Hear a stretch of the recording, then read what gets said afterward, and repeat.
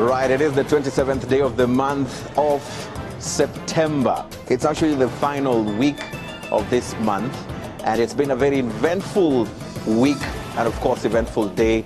I have a few friends who've been saying that this week has really rushed so fast. It's Wednesday already, and of course I know, like me, many of us always can't wait for Wednesday to come, for us to have this particular conversation, and this conversation that we always have right here on this amazing program called The Summit. We are in session. My name, as always, is Eugene Adangwe. We're not alone. We have guests who are joining us from far and wide. Remember, this is a Pan-African show where we have Pan-African conversations that matter to you. We scale the heights to bring you those guests that are able to dissect or digest some of that particular conversation. And tonight on the program, we have guests who are joining us all the way from Uganda. We have Dr. Sarah, who's joining us on the show, not for the first time, but for the second time. She's called Dr. Sarah Virete. She's the chairperson, East and Horn of Africa Election Observer Network. She's joining us all the way from Uganda. Also, we'll be getting none other than Samson Cherengei, who's the senator of Nandi County in Kenya. And of course, when you talk about Nandi County, we are talking about the county where the champions come from. Champions when it comes to athletics. We know of Kipchoge Keino. He comes from that particular county. I'll be talking about the guests who are here with us in studio. But before we do that, let's definitely look into what we are going to be discussing tonight on the program. If you are a social media ardent, I am particularly sure, more than 100%, that you're already aware of what we'll be talking about right here on the program tonight. We are going to be looking at the question of democracy that works. And the question we're going to be asking ourselves is it time to rethink the model for Africa? What should or would it look like? Democracy. That's the question we're asking ourselves tonight on the program. We'll definitely talk about consensus politics versus confrontational politics as far as other jurisdictions are concerned. We'll also look at power sharing models versus winner takes all, and the pros and cons as far as democracy is concerned. And of course, we'll look at the question of the term limits. What should it be about when you talk about term limits? Is it about the number of years that a leader serves, or is it about the popularity, the vision of that particular leader? How should term limits look like? Of course, that is why we also have Senator Cherengei, who's actually in Kenya. He is definitely proposing a mandate change in terms of the term limits for the president in Kenya, among other proposals, including the issue of changing from 5 years to 7 years. That is in Kenya. That is the proposal that he has made, and he'll be sharing more about that right here on the program. Remember, this particular program is coming to you live and direct. We are live on our social media platforms, and on YouTube you can definitely jump there. I can see Kaitare Fred, who is saying this is really interesting show. I want you to jump on that particular space and talk to us from where you are. Let me read some of the thoughts that have come through. Fidel on X says the discussion will be great. I can't miss it. Thank you so much for joining us. Willie Rukundo says interesting topic, but Africa is made up of more than 50 countries with different administrative, historical and cultural backgrounds. Still, in Africa you can't have one suits fits all concept, because countries should have political dispensations based on their cultural history. We'll be able to look into that as well right here on the program. Let's keep this particular conversation by welcoming formally our guests who are joining us for this conversation. I'll start off right here in studio. We have Dr. Frank Habineza. He's the party leader, the Democratic Green Party of Rwanda. Thank you for making time. Thank you very much for joining us. Also with us is none other than Dr. Alphonse Murefu, making a premiere on the summit. He's a senior lecturer, School of Law at the University of Rwanda. Thank you for making time on the show. Thank you for inviting me. Thank you so much. Also with us, like I said earlier on, we have Dr. Sarah Virete, who's the chairperson, the East and Horn of Africa Election Observer Network. She's joining us from Uganda. And I'm not sure if you already have Samson Cherengei. He's the senator of Nandi County in Kenya. And of course, he'll be joining us right here on the program to share more on his thoughts on this particular conversation. I want us to kick off this conversation from right here, first of all, here in studio. And Dr. Habineza, I want to start with you because you lead a party that has the word democracy. And the word democracy is actually featured prominently in the party that you lead. Yeah. And so I want us to first understand from where you sit, what does democracy look like? How should it look like? What are the pillars of democracy? How do you say that a country is considered democratic or not democratic? Well, thank you very much. And thank you for, once again, to invite us on this show. Well, democracy, as everyone knows, that's the rule of the people for the people.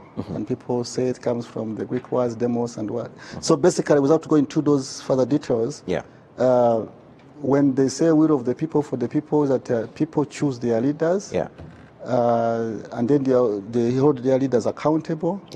And then the leaders work for the people, as they have promised. And if they fail, then the people have a right to remove them from office and put others.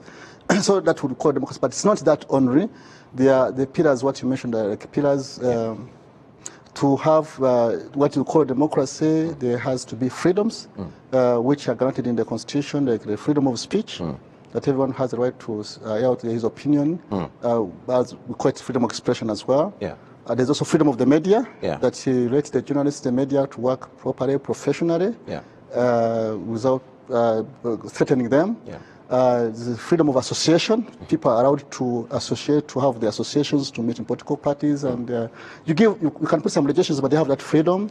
So there are fundamental freedoms, but also there's biggest freedoms. There's freedom, the right to life. Right to life. Yeah, so that you should make sure that people are not killed, people are protected. So to have a democracy, the country must be protected.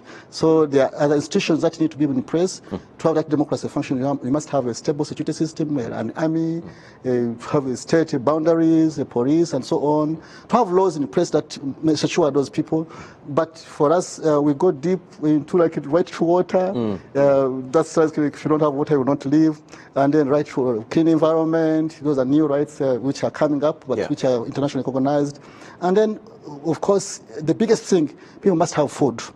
Because after all those things, with a good army, with a good what, if you don't have food on the table, if you're not food secure, then there is no democracy.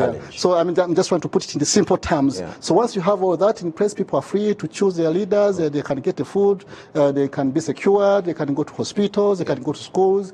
That's a full functioning democracy. Right. Interesting. Dr. Mrefu, I want to bring you here because for quite some time, when the continent is being put on the pedestal of whether it is democratic or not, or countries within the continent, whether they're democratic or not, usually the focal point is mostly elections or electoral processes. Are those that do that being simplistic? Because from what Dr. Habineza mentions, it looks like it's more than just the election. Yeah, thank you very much. I think you're making a good point. Democracy is appealing not because of its name. It is appealing because of its content. And in its content, you talk of transparency, you talk of accountability, you talk of rule of law, you talk of all those things that put together are considered as principles of democracy. But democracy is a form of governance.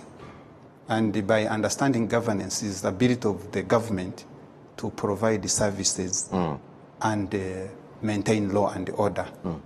So the challenge, I think, even when people talk about why is it a topic today or why is it a topic in Africa, is that since independence, African leaders have not been able to deliver in terms of governance. There are some governance gaps. In terms of development, there's poverty. When we claim to be the most richest continent in the world, we still have not been able to deal with these basic needs that concerns the well-being, that would improve the well-being of Africans. And I think the question we should be asking ourselves is why is it that African leaders, with some countries having changed their leadership several times, have not been able to deliver on those content of governance. And I think it cannot be true that we would say that African leaders are all bad people. And I think we cannot also say that they are ignorant people, that the rest of us are good, are well-intentioned, because these African leaders come from us. So to make that judgment, we would impliedly be saying that Africans are bad people, and there's no they are democracy bad in the intentioned, yes. And I think we need to be going deeper and ask ourselves, why is it that African leadership has failed? And I think that question would lead us to know then what is it that has not been done correctly that would bring those things that we expect from good leadership. Interesting that you mentioned that, and you bring in key points that I want to bring Dr. Sarah on. You mentioned the fact that you know, it should not just be by name, but also context. But of course, it's also a form of governance. And I want to bring in Dr. Sarah. Dr. Sarah, when you are actually sitting within the hat that you wear on election observation, because most of the time the pedestal or the yardstick is mostly the electoral processes. If an electoral process has not gone well, then that has always been what is a determinant on whether a country is democratic or not. Do you feel that has been a simplistic way of looking at things? But also, Dr. Mrefu says that it's a form of governance. Form of governance according to who? Do you feel that countries are at liberty to choose how they form their government or how their governance is structured? Because we're asking ourselves tonight, is it time to rethink a model for Africa when it comes to democracy? Has there been one that we've been using as a continent that we feel we need to rethink, or you feel otherwise? Dr. Sarah. Thank you, and fellow panelists. There is a growing thought that democracy has failed in Africa, and maybe we need to find something else, that this democracy is imported, is foreign, and we have failed to grasp it. I don't share that view, although the thinking is not largely unfounded. Many people have been disappointed with the form of democracy that we use today, and this is the global democracy standard.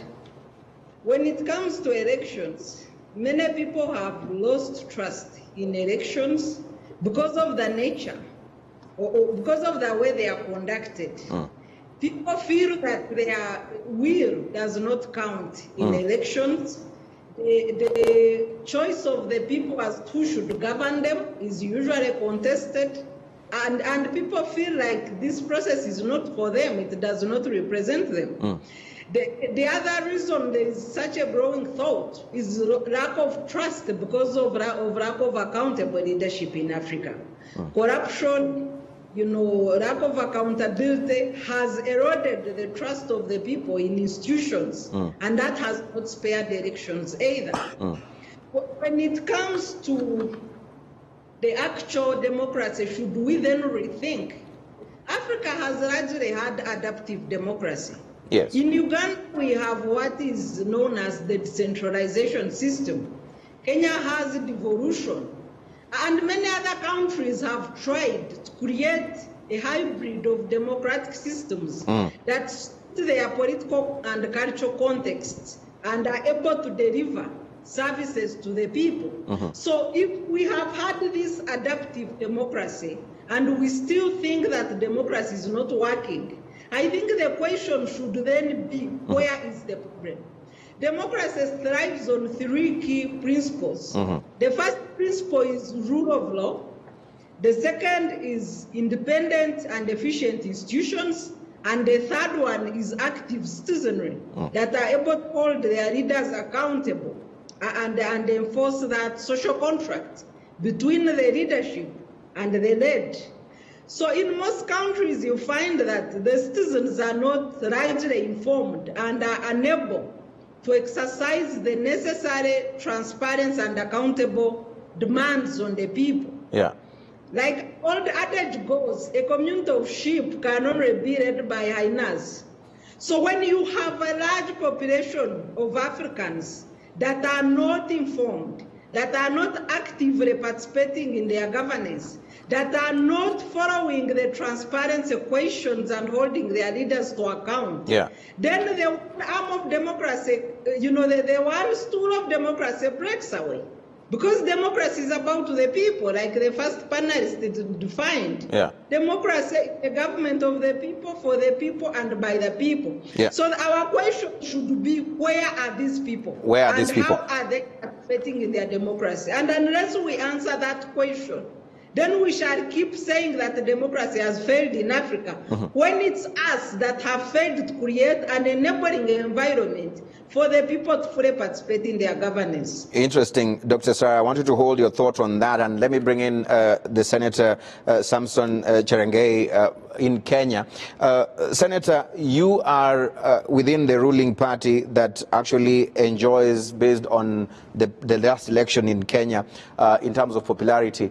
And Dr. Sarah asked the question, you know, where are the people? And most of the time she says it's the people who cannot be able to, you know, push for delivery from their governments, or the ones that they elect to office. Now, mostly what we've seen in most of our electoral processes, the party that wins usually has galvanized the population to be able to rally support, and whether this support comes from various reasons, at what point then does these people who've supported you and voted for you and made you the leaders or put you to government, at what point do they now start checking and balancing you? Because it might look like a conflict of interest. You cannot probably bite the finger that is feeding you because we put you to power. How do they now turn around to do these checks and balances? Because that is what we rarely see in most cases. And it is an honor to be part of tonight's conversation all the way from Nairobi, Kenya. One thing, I am excited to be part of this discussion about the democracy in Africa. Number two, I agree that democracy is for the people, by the people, and it is the people who decide on many aspects. And I want to say democracy in Africa is different from democracy in other, because ours is adaptive democracy. And I always believe that democracy in Africa should be different from the rest of the world, because the way Africa used to be governed during and after colonial period was totally different from the way it is being governed in other countries. I've seen people comparisons saying the established democracies like America, which we like to equate here in Africa, it should be equated with Kenya, for example, which is only 60 years in terms of that has received the self-rule also from colonially. So I think what I can say, where the people are, people will always, you know, my brother, it's about interests.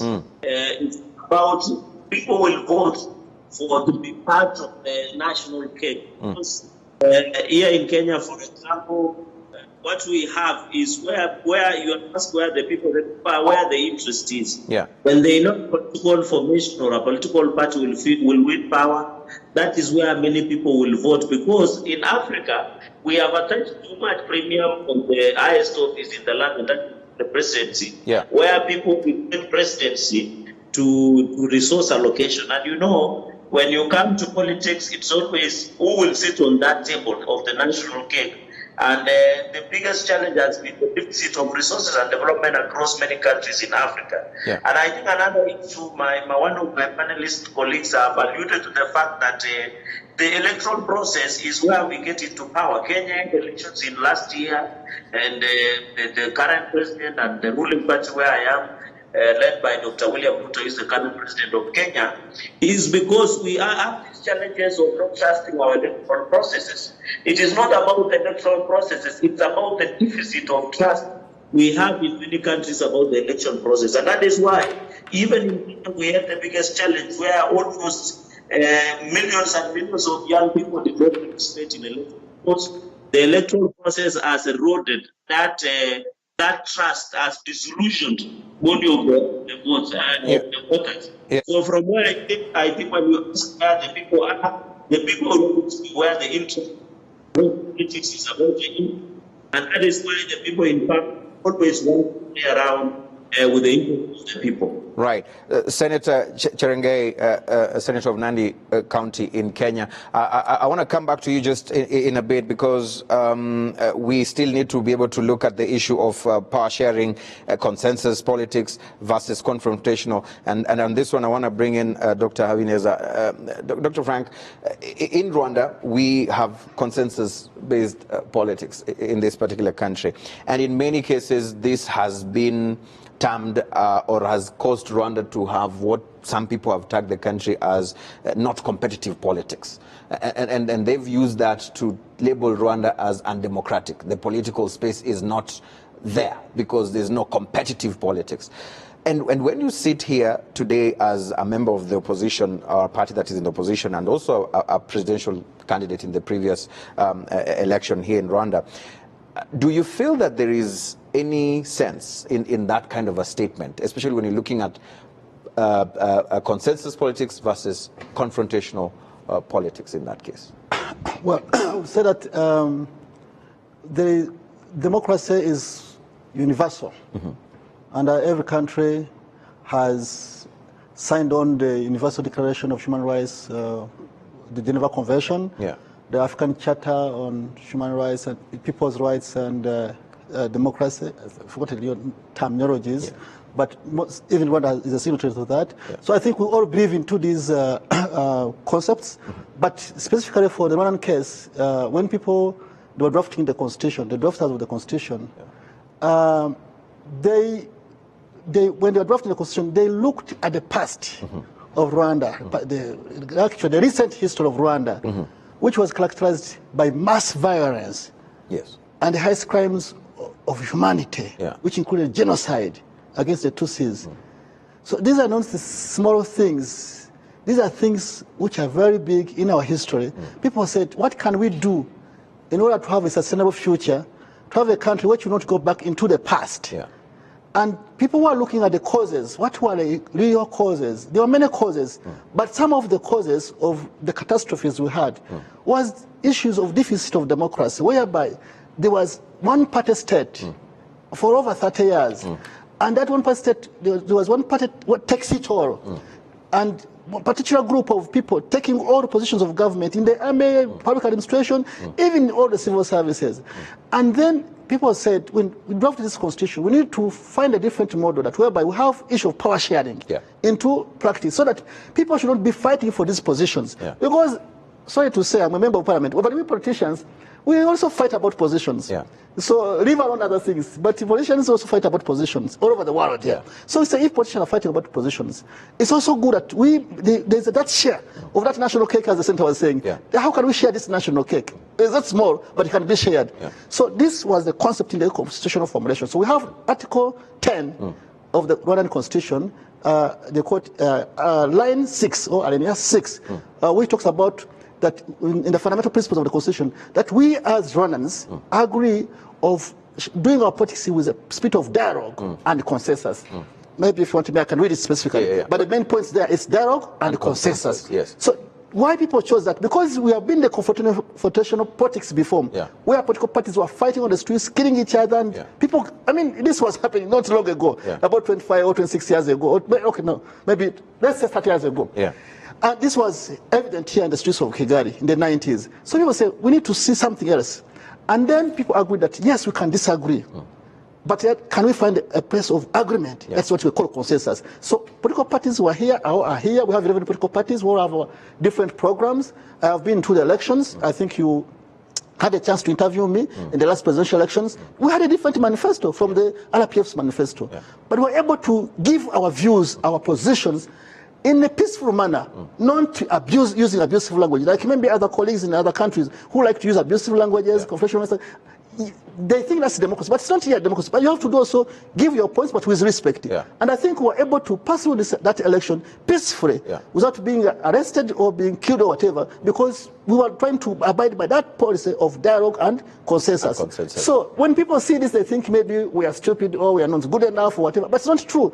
We have a recent history of mass violence and the highest crimes of humanity, which we don't want to go back to. So in Parliament, we do debate in Parliament. We give our views. views, different views, and we have even impacted change in this country.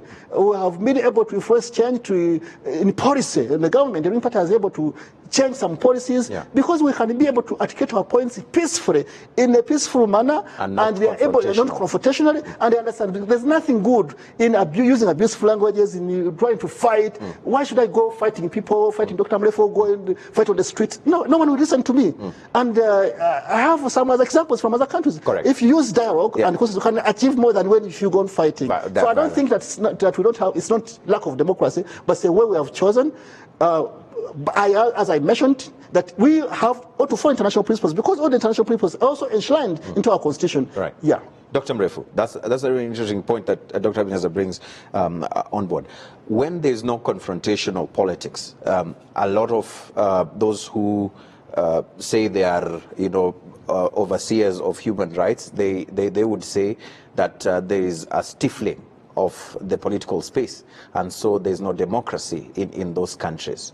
We're trying to look at the pros and cons of consensus politics versus what Dr. Abinaza just says here, confrontational. What would be the pros and cons in having such a model that does not involve competitive, in their words, of those who actually point back and say that there's no democracy because there's no competitive politics in that country? I think sometimes there is a misunderstanding. A misunderstanding in the sense that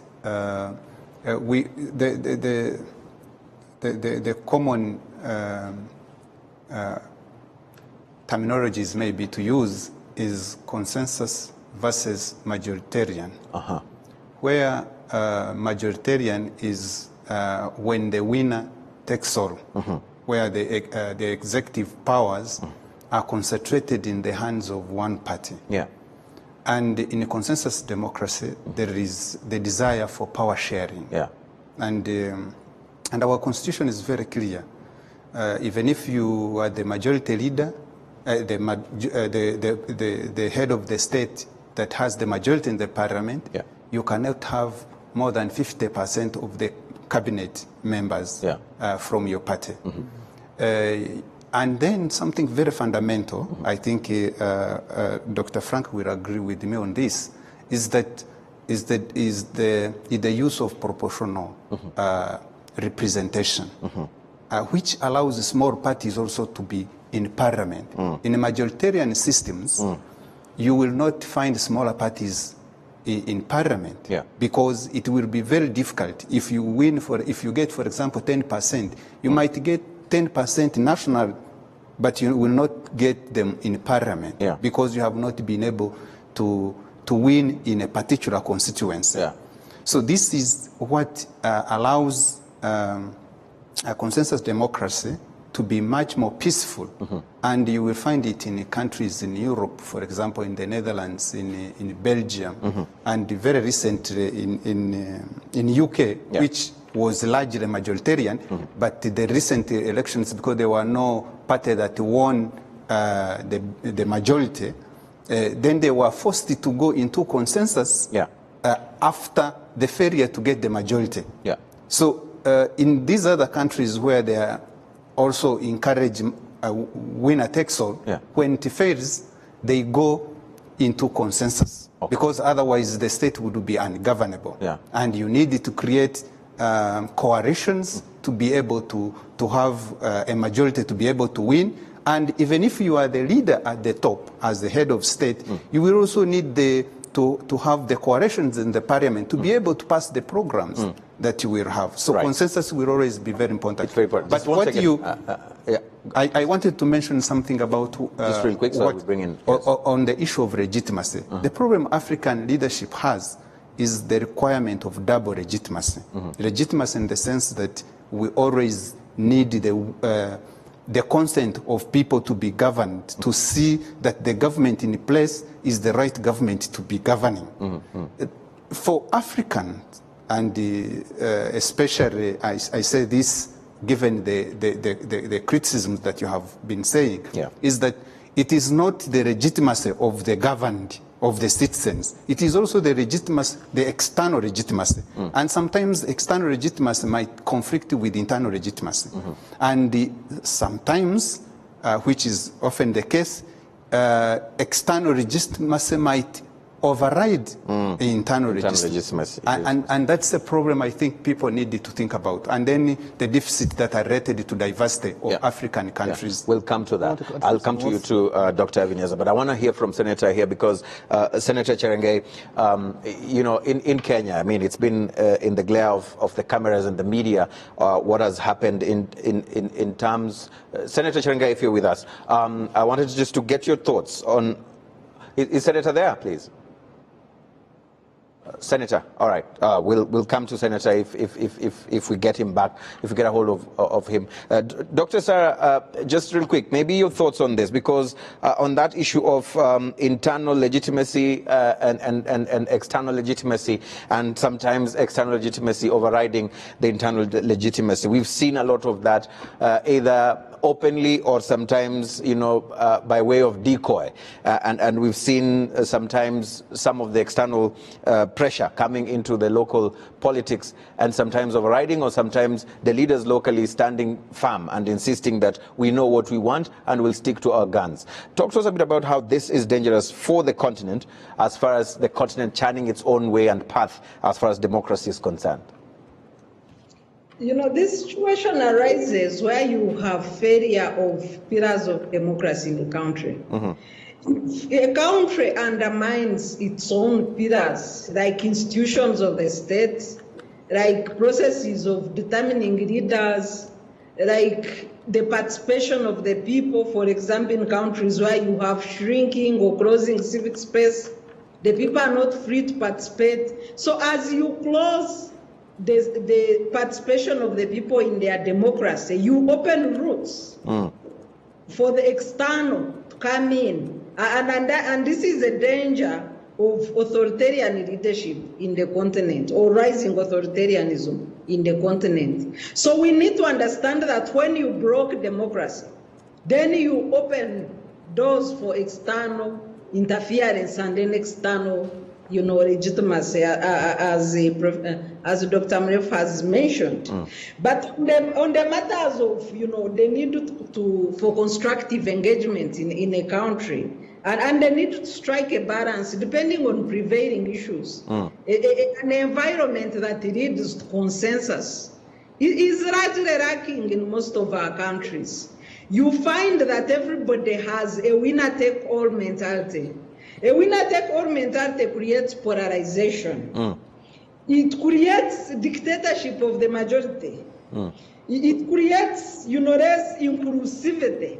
Because you have somebody who says we are in power, instead of saying the majority have their way and the minority should have their say, you find that even the minority don't have a say in some of these countries, where you find issues of internal and external legitimacy. So we need to know that every action in democracy has a consequence. And the purpose is to create checks and balances, create an enabling environment that enables inclusivity, compromise, social cohesion, and protection of minority rights.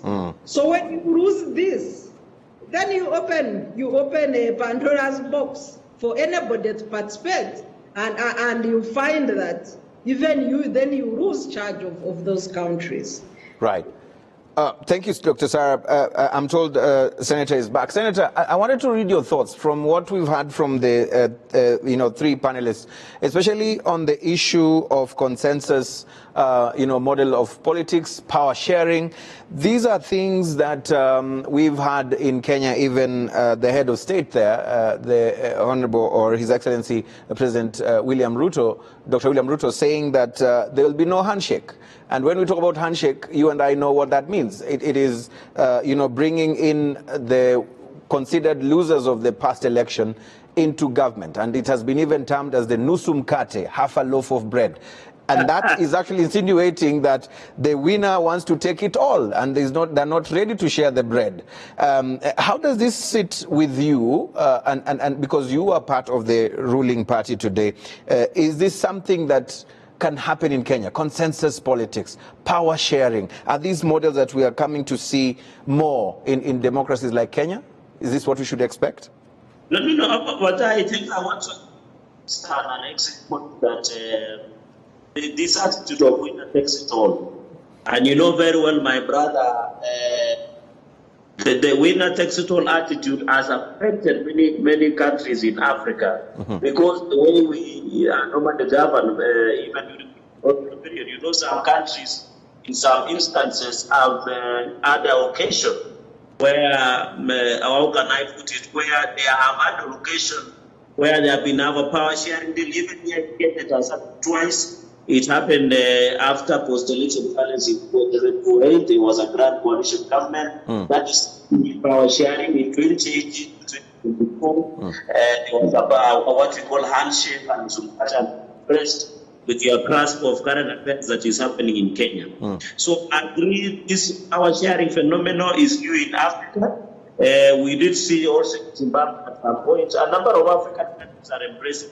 But I don't think it is good for the picture of democracy in Africa. What we should need to build in Africa is to build institutions like electoral commissions that have the integrity, the transparency, so that each winner is declared to be the president. But if you have occasions where we don't respect the coverage or where people, the respect of votes, you know, in Kenya, we call what we call, even in Africa and across the world, what we call the vote counts. So this consensus and power sharing is new in Africa. But in my own opinion, we discourage politics that democratic.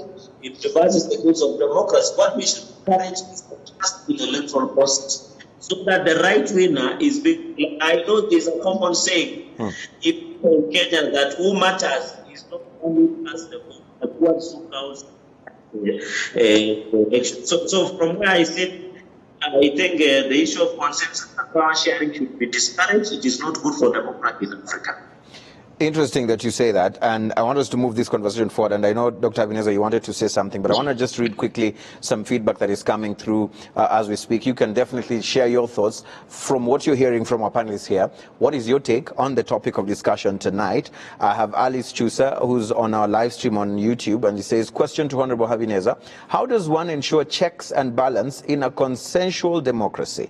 Democracy is about competition, not confrontational, though, of ideas and ideals. And then I didn't get the second part of your question. Can I say something on checks and balances? Yes, go ahead, and then we bring in Dr. Habineza to respond. In fact, in Kenya, when there was a grand coalition government and when there was Musumkate government or handshake government, there was no opposition. In fact, if we continue encouraging power sharing and deals for power sharing or handshake or any form, you know, every country has a way of putting it. If we encourage Nusumkate or handshake or power sharing deals in Africa, we will be killing the opposition. And when you kill opposition, there is no checks and balances against the government. And that is why the president of Kenya, Dr. William Ruto, has been insisting that we must create the office of official opposition leader so that they have instruments to check the excesses of state. But when now you bring opposition into government and do a power sharing deal, you are essentially killing the power of checks and balances and killing opposition by. Right. Interesting that you say that. But I want us to move the conversation forward on the issue of term limits, because it has also come out as an issue of, where people say that where countries and leaders do not have term limits, or when term limits are extended or reduced, then it signals authoritarianism, it signals lack of democracy. And I want us to hear from Dr. Habineza, because you wanted to mention something earlier on, but I want to hear your thoughts on this, because but if that's me a question on checks and balances? Yes, checks and balances with a consensual kind of democracy, whether it allows for checks and balances, like Senator Cherengei said. It does. It does, because this comes from the spirit of the Constitution. Article 62 of the Rwandan Constitution mentions how this power sharing is done. First of all, it says that the one who wins, like Dr. Murphy said, the one who wins the presidency or was the majority seats in parliament cannot have the Speaker of Parliament. So definitely the Speaker of Parliament must come from another party. And this is the case in our parliament today. The Speaker of Parliament comes from another party, even though her party does not have the majority in parliament. So that's laid up in the Constitution. Then it mentions that the President of the Republic cannot have more than 50% seats in cabinet, that he chooses the rest of ministers from parliament, from the parties represented in parliament and other independents. Yeah. So all these are chances that allow for that power sharing to happen. Yeah. So what happens now, when we are in parliament, we are all free to give out all our opinions. And I think we have demonstrated, when we entered the parliament, people were saying, oh, you're going to stop being opposition, you are not going to be able to speak anything because you're in parliament. But we proved that that was not right. Because we continued hearing our opinions, we continued criticizing the government, either both in parliament or outside the parliament or in the media. And we have been seeing changes, and the government has been receptive, hearing these comments and not being annoyed of what we are saying, but hearing the content and observing it and correcting what was wrong. And this is the checks and balances. So we have been able to make many things happen in this country. So the one bad thing would be that if you tell the government and the government does not listen. But if you check the government and listens, we have other institutions in place, like in the parliament, we have a parliamentary committee on public accounts. The PAC, I think you have been hearing what has been going on. They have been calling on all ministers, different departments, or coming to parliament to explain how they have used or misused their government resources. And it has been reported in the media, and the media has been playing a big role to make this aired out to the public. And something very special. Something very special. When the public hearings are happening, the Rwanda Investigation Bureau is there recording. The Public Prosecution Authority is there recording. So most times, cases are made from there. From the parliament you go to, you can end up in court here. And we have seen this happening, people being dropped from cabinet or losing their jobs and even imprisoned. So this is what we call checks and balances. So it's happening, it happens, but it has to be the will of those people who are doing the democracy to do this. And I think we all have the will to do that. So that was the first question. Then you're talking about term limits? Term limits. Can you say it again? Now, if we talk about, let's say, term limits, it has come out as one of the yardsticks of deciding whether there is democracy in a country where a leader, has longer, stays in power for longer, or doesn't stay longer in power. I want to hear your thoughts on this, because during the time here in Rwanda in 2015, if I'm not wrong, the constitution was amended through a referendum process. The parliament actually also endorsed this, and it changed the term limits here in Rwanda for the president from, I think it was from 7 to 2 5-year terms. Starting 2024. If actually for me, I think I carry this as rumors, because the president of the country I did not hear him say it. But what I saw from media reports is that he will be standing in 2024. That has been picked by various media houses as something to show that. No, it's not rumors. It's correct. The president had an interview with Jeune Afrique. And the interview was not a fake. Jeune Afrique is a respected newspaper, and it was republished in the national media. So it's correct. The president said he will stand. But your thoughts on that? Back to what you said in 2015, you forgot to mention one important key. You opposed that. That we opposed that, and we petitioned the government up to the Supreme Court. We challenged, we put our case that we didn't want the constitution to be changed. The issue was lifting up the term limits and having no term limits at all. That was the issue. People wanted to have open term limits like in other countries. The president could stand as long as he wants. So we said, no, that was not correct. So if it's true, so we opposed that. We opposed that, and finally we were able to have that article maintained, that the term limits were maintained, though the president was given a chance to stand for another 7-year term and 2 more terms of 5 years, which will start next year. So at least our debate, our point was heard, even though we lost the case in the constitution, because we did not want it. There's some aspects we lost. We want some parts. So you're ready to face him in 2024 if he was to stand? Now, about term limits, I have to say what I said again, because we still believe in the same spirit. We, as the party, the Democratic Party of Rwanda, would not agree in the changing of the term limits. We believe that leaders should work at least for 2 terms. And then they go. We think that's the best, that after 2 terms, it's 10 years or whatever terms you have, you can let others come. Then if you have not done something, the one who follows you will do that. So we think that's the best way to. So if the leaders overstay in power, like one leader said that the problem of African leaders is overstaying in power, though that leader forgot what he said. So that's the real problem. If they overstay in power, they undo the good things they have done. Right.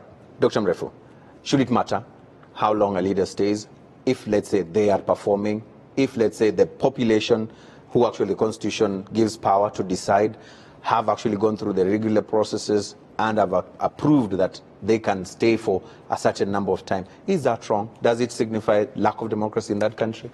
I want to, before I forget, just real quick, because we also don't have time. Just say one thing, that research shows that diverse societies have not been performing very well in terms of democracy than monoethnic societies or nations. Break that down, real simple language. So for example, in countries that have different ethnic groups have not performed very well in open democracy because the democracy, instead of rallying behind ideas, they have ethnic groups. Yeah. And that has created something that was not intended from the beginning of the understanding of democracy. And then to come back to what you asked, for me, I asked myself, what are the biggest challenges of Africa? One is how to build cohesive societies, how to develop Africa, how to create accountable leadership, transparency, rule of law, those things. And if you ask about whether I'm for or against term limits, I would ask myself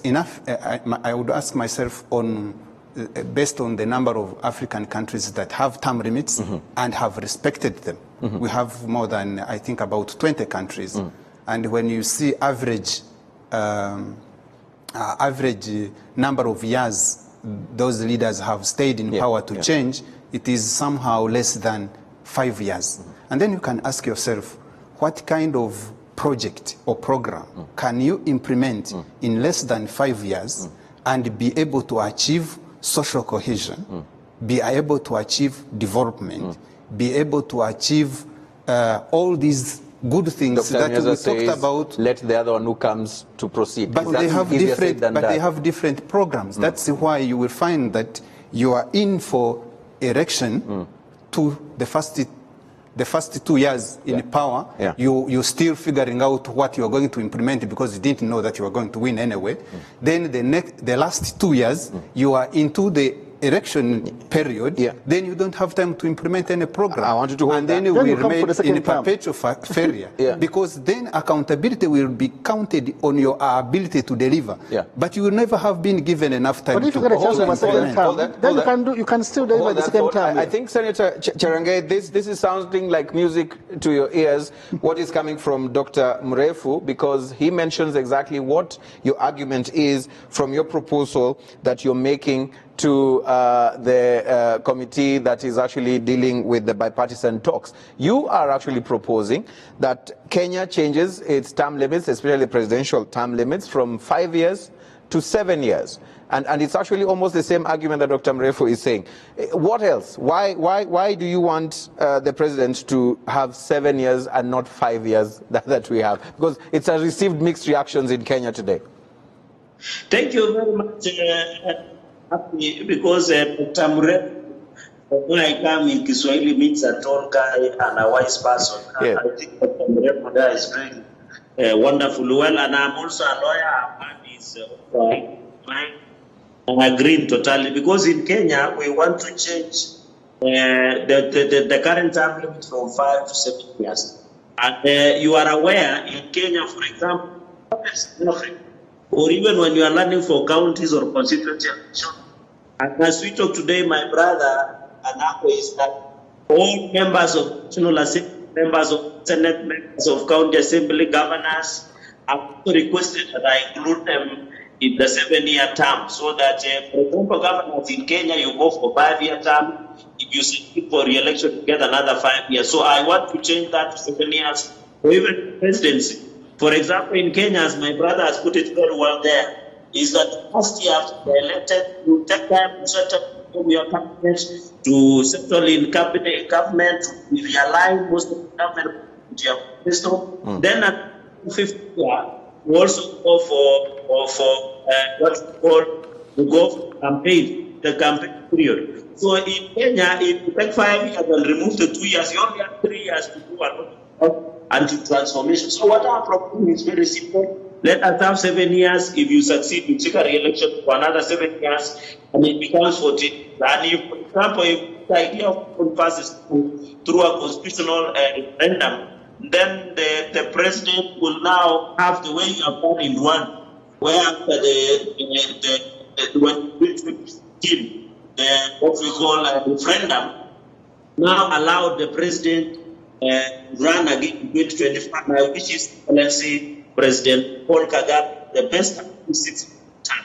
So what I'm asking is that let's do the years in Kenya. And you know, by the way, finally, about the West and people who lecture Africa, delegates and democratic, they don't know the challenges we are facing in Africa population, and they have never complained for their monarch. Right. So why to improve their election of democratic practices? Yet is that good part they should allow to do the way of democracy. Yeah. Where now my brother talking about the tribes, biggest I hear you, Senator. I think your point is home, and I think we've had what you said, and what remains to be seen is how this will be received and how it will either see the day, light of the day or not. Dr. Sarah, because we have just about 2 minutes, I want us to share this as we go. Does this worry you? Is this a conversation that you feel comfortable hearing, especially when it comes to term limits and whether it can be used as a yardstick to judge whether there's democracy or no democracy in countries where this is happening? Just real quick, Dr. Sarah. Oh, we seem, Dr. Sarah, I think we seem to have lost her right there. I want us to quickly take our parting shots. I usually don't like it this way because when the show is starting to become fun is when we're being told we need to go. Just 2 minutes. So Dr. Mrefu, I'll start with you. And then Dr. Sarah, please stay with us. I'll come to you for your thoughts. Just real quick. So for me, I started from the definition of governance. Yes. The ability of the state to deliver services and maintain law and order. So if a state can do that, so if, as long as all these things have been done, and there are ways to develop, the rest, whether term, no. I'm not for term limits or against term limits. This should be left to people to decide. Because we have countries that are considered democratic that don't have term limits. Correct. And they are working. We have countries that have term limits. In the US in 1951, that's when the 22nd Amendment was made, that put the presidential term limits to 2 years. The democracy has been in existence for over 200 years. Right. Interesting. Dr. Abineza. I would like to say that it's very important for African leaders to respect term limits. If you have a chance of winning the first term of 5 years and you get a chance for the next 5 years, that's 10 years, it's really enough to implement your program. If you fail to implement your program in 10 years, then you're not good enough. Let others continue. So this should be respected because it will also help to reduce conflicts that we are having, these wars and coup d'etats and so on, and bad governance. So it's also important for African leaders to go back to the core principles of the democracy, making sure that the people, there's the government of the people for the people. People should have a chance to participate into this government. In Switzerland, they have direct democracy. We have participative democracy. Whatever forms of, let people get involved. Let there be accountability of the leaders, and let there be service delivery. Because people need to have food on the table. People need to have security. People need to have to schools. People need to have to hospitals. Once all those things, and they need to have freedom of expression. Let the people speak out their views. Don't fear them. And let the journalists, the media work. Once you have all that, then we shall have a better democracy in Africa. Right. I think we'll have another conversation just on term limits and all that when we come back. Senator Cherengai, I want you to just close for us. If Dr. Sarah, are you back? I just wanted to hear your thoughts on the issue of term limits. Just real quick, Doctor. Yes, I just conclude is that when you remove the mechanisms for peaceful handover of power and you create a permanent presidency automatically leads state capture. State capture makes institutions non-functional. State capture excludes the people that are not closed power and privilege. Divisions in the country. So let leaders come set up their policies. Even in families, there is no person, even as a family head, who says that I will achieve all that I want to do for my family. Once your children grow up, you start working and getting to your children and your spouse. Right. So this mentality of saying a leader has a good program, and he should not interrupt it is really nonsensical and a problem for Africa. Right. Interesting you say that, but then others will argue and we say, we started the conversation talking about the power of the people. The people have gone through the institutions. They've gone through the parliamentary system and it has been approved. It was challenged, for example, here in Rwanda, for instance, challenged by the opposition, by the gentleman seated next to me, and the courts actually made their voice on that. Then we come back and say it is not okay. I mean, you understand that Rwanda has term limits. Yes, it does have. Yeah, yes, it has term limits. And his problem is when the term is over, you need to go. That is what he's arguing. Yeah, for us, we said that... Right, let's give Senator Cherengai to just give us a closing remark and then we go. Senator Cherengai, just real quick, your closing remarks. Is that Africa should move away from parliamentary or presidential system. We should ensure hybrid system so that we accommodate the different. My group today, Dr. Mrefu said something about right communities in a country. If we have an hybrid system for running a government, it will be easier to manage most of these. Finally, is challenge Africa. We need to build more of institutions. Senator, we cannot hear you, but it's a bit breaking the sound, but we have to go now. But I want to say thank you for making time, and I think this is a conversation that will continue.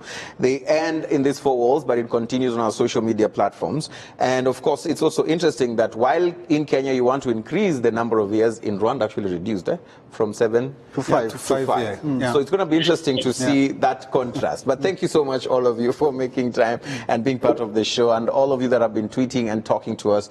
Asanteni sana. As always, my name is Eugene Anangwe. Good night and good luck. Take care of yourself. Murakoze.